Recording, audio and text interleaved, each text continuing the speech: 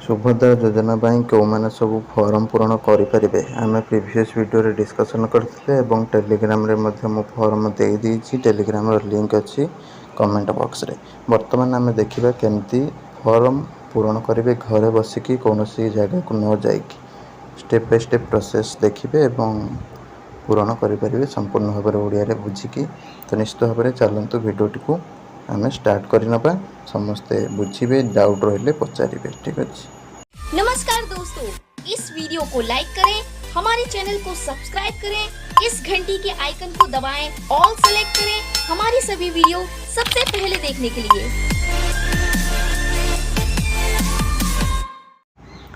बंधुगण फॉर्मटा तुम पाख अंगनवाड़ी केन्द्र में मिल जाव तुम अंगनवाड़ी दीदी आणिकी देदेवे घर घरका। ठीक अच्छे। फॉर्मटा पाइला तुम ये फॉर्मटा संपूर्ण भाव में मागणा रहिबो। ठीक अच्छे। फॉर्मटा पाइला प्रथम तुम कौन कर ना भाग क जोटा कि आवेदनकारी सविशेष बरणी माने निजर बायोडाटा को ये एंटर करने को पड़ो बा लिखा पड़ो। ठीक अच्छे। पेन संपूर्ण भाव में ओडिया रे लिखिपारे बा इंग्लिश रे भी लिखिपारे जहाँ जोटा सुविधा लिखिपारे। देख संपूर्ण नाम आधार अनुसार जहाँ भी नाम थी सेटा को ये संपूर्ण भाव में ये लिखे ओडिया लिखिदेवे कि इंग्लिश लिखिदेवे पूरा ठीक ठीक करके लिखे। तापर है आधार संख्या आधार नंबरटा जो देखुं 12 अंक विशिष्ट सेटा को ये लिखिदेवे। ठीक अच्छे। तापर स्वामी और पिता नाम आधार अनुसार जो माने से स्वामी नाम देवाक चाहते ये स्वामी नाम जहाँ भी रही आधार सर्टिफिकेट आधार कार्ड अनुसार देवे बापा ना जहाँ रही देवाक पड़ो आधार कार्ड अनुसार देदेवे। ठीक अच्छे। कौन असुविधा ए ना।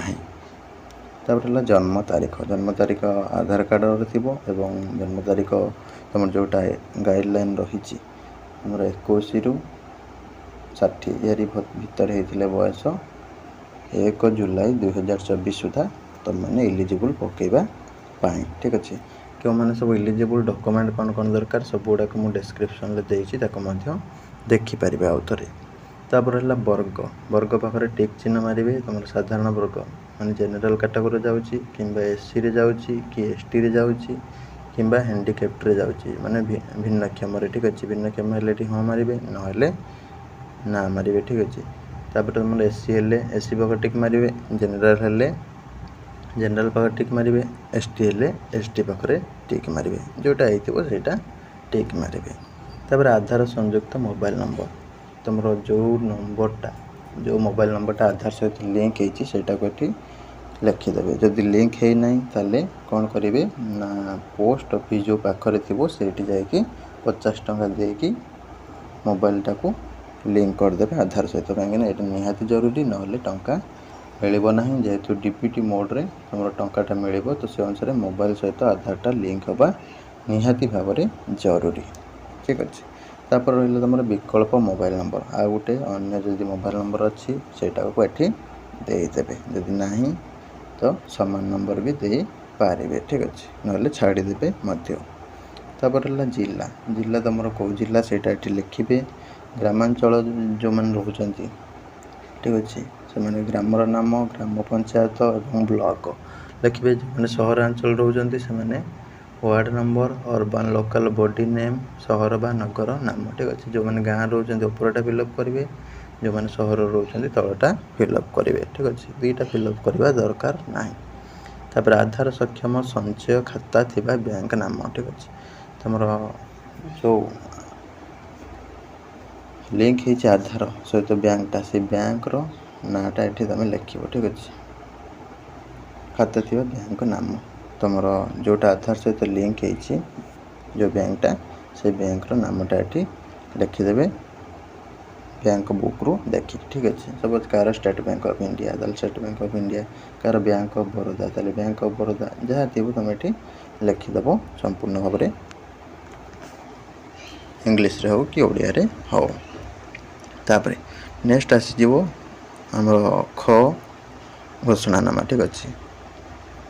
ख घोषणानामा देखिपो तुम ये कौन है ना मो ओडिशार बासिंदा तो ये टिक मार 1 जुलाई 2024 सुधा मोर 21 ରୁ 60 वर्ष टिक मार ମୁଁ କୌଣସି ରାଜ୍ୟ ବା କେନ୍ଦ୍ର ସରକାରଙ୍କ ଯୋଜନା ଅଧୀନରେ ମାସିକ 1500 ବା ତାଠୁ ଅଧିକ କିମ୍ବା ବାର୍ଷିକ 18,000 କିମ୍ବା ତାଠୁ ଅଧିକ ଆର୍ଥିକ ସହାୟତା ପାଉନାହିଁ, ତାହେଲେ ଟିକ୍ ମାରିବ ତା ପାଖରେ।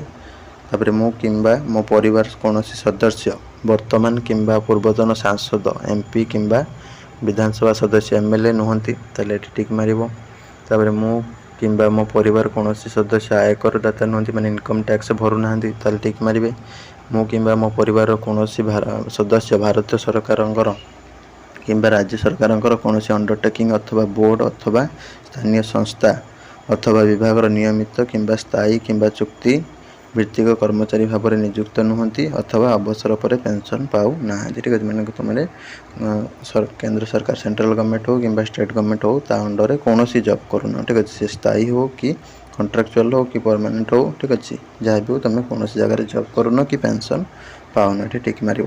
ତାପରେ ହେଲା ମୁଁ କିମ୍ବା ମୋ ପରିବାରର କୌଣସି ସଦସ୍ୟ ଭାରତ ସରକାରଙ୍କ କୌଣସି ସରକାରୀ ବିଭାଗରେ ଅଥବା ଉଦ୍ୟୋଗ ତଥା ବୋର୍ଡ଼ ଅଥବା ସଂଗଠନ ଅଥବା ରାଜ୍ୟ ସରକାର ଜଣେ ନିର୍ବାଚିତ ବା ମନୋନୀତ ନିଯୁକ୍ତ ପ୍ରତିନିଧି ନୁହନ୍ତି। ଠିକ୍ ଅଛି, ତୁମେ ହେଉଛି କୌଣସି ଷ୍ଟେଟ୍ ଗଭର୍ଣ୍ଣମେଣ୍ଟ ହେଉ କିମ୍ବା ସେଣ୍ଟ୍ରାଲ ଗଭର୍ଣ୍ଣମେଣ୍ଟ ହେଉ, ସେ ଯେଉଁ ସରକାର ଯେଉଁ ସବୁ ବୋର୍ଡ଼ ସବୁ ଥାଏ ସେଥିରେ ତୁମେ ତୁମର କୌଣସି ସଦସ୍ୟ ନୁହଁ କିମ୍ବା ନିର୍ବାଚିତ ପ୍ରତିନିଧି ନୁହଁ ବୋଲି ଏଠି ଟିକ୍ ମାରିବ। ତାପରେ ମୁଁ ମୋ ପରିବାରର କୌଣସି ସଦସ୍ୟଙ୍କର 5 ଏକରରୁ ଅଧିକ ଜଳସେଚିତ କିମ୍ବା 10 ଏକରରୁ ଅଧିକ ଅଣଜଳସେଚିତ ଜମି ନାହିଁ, ତାହେଲେ ଏଠି ଟିକ୍ ମାରିବ।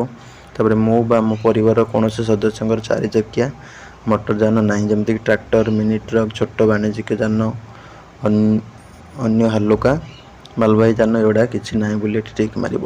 ତାପରେ ମୋର ପରିବାରର ବାର୍ଷିକ 2,50,000ରୁ କମ୍ ବୋଲି ଆୟ, ଏଠି ଟିକ୍ ମାରିବ। ଠିକ୍ ଅଛି, ଏଇଟା ହେଲା ଖ ବିଭାଗଟା ସବୁଗୁଡ଼ା ବକ୍ସଟାକୁ କେବଳ ଟିକ୍ ମାରିବାର, ଆଉ କିଛି ନାହିଁ। ତାପରେ ହେଲା ଗ, ଏତଦ୍ ବ୍ୟତୀତ ମୁଁ ନିମ୍ନଲିଖିତ ପାଇଁ ସମ୍ମତି ଜଣାଉଛି, ଯେଉଁଟାକି ତୁମର 1 ନମ୍ବର ହେଲା ତୁମର ଆଧାର ସହିତ UIDAI। ଠିକ୍ ଅଛି, ଆଧାର ସହିତ ତୁମର ମୋବାଇଲଟା ପୁରା ଲିଙ୍କ୍ ହେଇଥିବ। ଠିକ୍ ଅଛି, ଆଉ ତୁମର ଉଠାଇବା ପାଇଁ ତୁମର ବ୍ୟାଙ୍କ ସହିତ ତୁମର ATM କାର୍ଡ଼ଟା ଲିଙ୍କ୍ ହେଇଥିବ, କାହିଁକିନା ତୁମେ ଟଙ୍କା ଉଠାଇବ, ତୁମର ବର୍ଷକୁ 10,000 ଯେଉଁ ମିଳିବ, 5 ବର୍ଷରେ 50,000, ସେଇଟା ଉଠାଇବା ପାଇଁ ATMଟା ଗୋଟେ ନିହାତି ଥିବା ଦରକାର। ତାପରେ ତୁମର ଯେଉଁ ରହିଲା ଯେଉଁ ତୁମେ ଦେଉଛ ମୋବାଇଲ ନମ୍ବର ଦେଉଛ, ଠିକ୍ ଅଛି, ଯେଉଁଟାକି NPCI ମେପର, ମାନେ ତୁମର ବ୍ୟାଙ୍କ ସହିତ ପୁରା କମ୍ପ୍ଲିଟଲି ଲିଙ୍କ୍ ହେଇଛି ଏବଂ ସେଇଟା ତୁମର ଡାଟାଟାକୁ ସରକାର ନେଉଛନ୍ତି। ଠିକ୍ ଅଛି, ତା ପାଇଁ ତୁମେ ମଧ୍ୟ ସମ୍ମତି ପ୍ରକାଶ କରୁଛ। ତାପରେ ତୁମର ସୁଭଦ୍ରା ଯୋଜନାର ଯାହା ବି ନିୟମ ଅଛି ତାକୁ ତୁମେ ମାନୁଛ। ଠିକ୍ ଅଛି, ଆଉ ତୁମର ଯେଉଁଟା ରହିଲା ପରିଚୟ ପତ୍ର, ଠିକ୍ ଅଛି, ତାକୁ ମଧ୍ୟ ତୁମେ ସରକାରଙ୍କୁ ମତାମତ ଦେଉଛ କି ସେ ମଧ୍ୟ ତୁମର ସେଟାକୁ ୟୁଜ୍ କରିପାରିବେ। ଠିକ୍ ଅଛି, ମାନେ ତୁମର ବେସିକ୍ ଡିଟେଲ୍ସ ସବୁ ଜାଣିବା ପାଇଁ ସେଗୁଡ଼ାକୁ ସିଏ ୟୁଜ୍ କରିପାରିବେ। ଠିକ୍ ଅଛି, ଏଇଟା ଗଲା। ତାପରେ ଆବେଦନକାରୀ ଏଠି ସିଗ୍ନେଚର୍ ମାରିବେ। ଏଠି ସିଗ୍ନେଚର୍ ମାରିଦେବେ ଆବେଦନକାରୀ, ଯିଏ ଆବେଦନ କରୁଛନ୍ତି ତାରିଖ ଏଠି ପକାଇଦେବେ। ଠିକ୍ ଅଛି, ପକାଇ ଦେଲା ପରେ ତାପରେ ତୁମର ଲାଷ୍ଟଟା ଯେଉଁଟା ରହିଲା ପ୍ରାପ୍ତି ସ୍ୱୀକାର, ମାନେ ତୁମର ଯିଏ ହେଉଛି ଗ୍ରହଣ କରିବେ। ଠିକ୍ ଅଛି, ତୁମର ଆବେଦନ ପତ୍ର ନମ୍ବର, ଆବେଦନ ତାରିଖ, ଠିକ୍ ଅଛି, ତାପରେ ଆଧାର ନମ୍ବର, ସମ୍ପୂର୍ଣ୍ଣ ନାମ ଆଧାର ଅନୁସାରେ, ଏଗୁଡ଼ା ସବୁ এই ରସିଦ କମ୍ପ୍ୟୁଟର ଜେନେରେଟେଡ୍ ଅଟେ। ଏଥିରେ ଦସ୍ତଖତ ଆବଶ୍ୟକତା ନାହିଁ। ଠିକ୍ ଅଛି, ଏହି ଆବେଦନ ଦାଖଲ ପରେ ସୁଭଦ୍ରା ଅଧୀନରେ ନିର୍ଦ୍ଦେଶାବଳୀ ଅନୁସାରେ ଏହାକୁ ବିଧିବଦ୍ଧ ଭାବେ ଯାଞ୍ଚ କରାଯିବ ଏବଂ ସମସ୍ତ ସର୍ତ୍ତ ପୂରଣ ହେବା ପରିସ୍ଥିତିରେ ହିଁ ସୁଭଦ୍ରା ପାଇଁ ଯୋଗ୍ୟ ବିବେଚିତ ହେବେ। ଏହି ଯୋଗ୍ୟ ପ୍ରମାଣିତ ହୁଏ, ଯଦି ଯୋଗ୍ୟ ପ୍ରମାଣିତ ହୁଏ, ଆବେଦନକୁ ଅନୁମୋଦନ ମିଳିବା ପରେ ଏହି ରାଶି ଆଧାର ସକ୍ଷମ ଓ ଡିବିଟି ସକ୍ଷମ ଏକକ ଧାରରେ ବ୍ୟାଙ୍କ ଆକାଉଣ୍ଟକୁ ପ୍ରଦାନ କରାଯିବ। ଠିକ୍ ଅଛି, ମାନେ ତୁମର ଯେଉଁମାନେ ଯିଏ ତୁମର ନେବେ ଏଇଟା, ଠିକ୍ ଅଛି, ଏଇଟା ତୁମର ଜେନେରାଲି କଲେକ୍ସନ୍ କରିବା ପାଇଁ ତୁମର ସିଷ୍ଟମ୍ ଯେଉଁଟା ରହିବ। ଠିକ୍ ଅଛି, ପ୍ରାୟତଃ ଜନସେବା କେନ୍ଦ୍ରରେ ସବମିଟ୍ ହେବ ବୋଲି ଯେଉଁଟା ଶୁଣାଯାଉଛି। ଠିକ୍ ଅଛି, ତ ସେଇ ଅନୁସାରେ ତୁମର ସବମିଟ୍ ହେଲା ପରେ ତୁମକୁ ଏଇଟା ସିଏ ଲେଖିକି ଦେବେ। ଠିକ୍ ଅଛି, ଦେଲା ପରେ ସେଇଟା ତୁମେ ରଖିଥିବ ପାଖରେ, ତୁମର ଫ୍ୟୁଚରରେ ତୁମର ଏଇ ଯେଉଁ ଆବେଦନ ପତ୍ର ନମ୍ବରଟା ହେଲ୍ପ କରିବ ତୁମର ଆପ୍ଲିକେସନ୍ ରିଗାର୍ଡ଼ିଂ, ବିଶେଷ କରିକି ଜାଣିବା ପାଇଁ କେତେ ଟଙ୍କା କେବେ ମିଳିବ, କ'ଣ ହେଲା ଆପ୍ଲିକେସନ୍ର ସ୍ଥିତି। ଠିକ୍ ଅଛି, ତ ସେଥିପାଇଁ ଏଇଟା ଥିଲା ତୁମର ଦେଲା ପରେ ଫର୍ମଟା ସିଏ ତୁମକୁ ଏଇଟା ଫେରାଇ ଦେବେ, ଯେଉଁଟାକି ତୁମେ ପାଖରେ ରଖିବ। ଠିକ୍ ଅଛି, ଏହା ପାଇଁ ତୁମର କେମିତି କ'ଣ ସବମିଟ୍ ହେବ, ତ ଆଜିଠାରୁ ତ ସବମିଟ୍ ହେଉଛି, ସରକାର ଏହା ପାଇଁ ତୁମର ସିଷ୍ଟମ୍ କରିଦେବେ। ଠିକ୍ ଅଛି, ତ ଏଇଟା ଥିଲା ତୁମର ଜେନେରାଲି ସୁଭଦ୍ରା ଫର୍ମ ଫିଲ୍ଅପ୍ର ପ୍ରୋସେସ୍। ଭିଡ଼ିଓ ଭଲ ଲାଗିଥିଲେ ଭିଡ଼ିଓକୁ ଲାଇକ୍ କରିବେ, ଚ୍ୟାନେଲକୁ ସବସ୍କ୍ରାଇବ୍ କରିବେ ରହିଲି, ନମସ୍କାର, ଜୟ ଜଗନ୍ନାଥ।